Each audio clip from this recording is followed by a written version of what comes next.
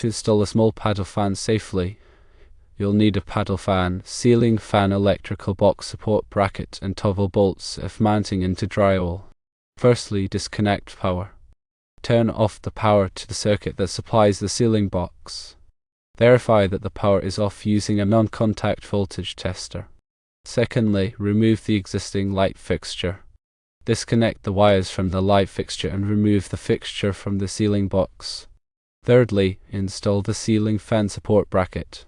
If you are mounting into a drywall ceiling, use 3/8" toggle bolts to secure a ceiling fan electrical box support bracket to the inside of the ceiling box. If you are mounting into a plaster or lath ceiling, enlarge the hole in the ceiling box to 4 11/16 inches and ensure that there is a drywall patch behind the hole for support. Then use 10-24 machine screws to attach a support bracket to the ceiling box. Fourthly, mount the fan. Connect the wiring from the paddle fan to the supply wires in the ceiling box support bracket. Using the included hardware, attach the mounting plate of the fan to the ceiling fan support bracket. Fifthly, hang the fan. Lift the fan assembly into the mounting plate and secure it with the provided screws or bolts. Ensure that the fan is securely hung and does not wobble excessively. Sixthly, install blades and light kit if applicable.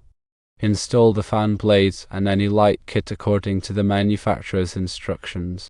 Seventhly, restore power. Turn on the power to the circuit at the breaker box.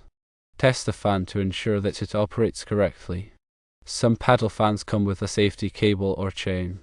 If available, use this for additional support. If you are unsure about the proper installation, consult an electrician. Ensure that the fan is rated for the size and weight of your application.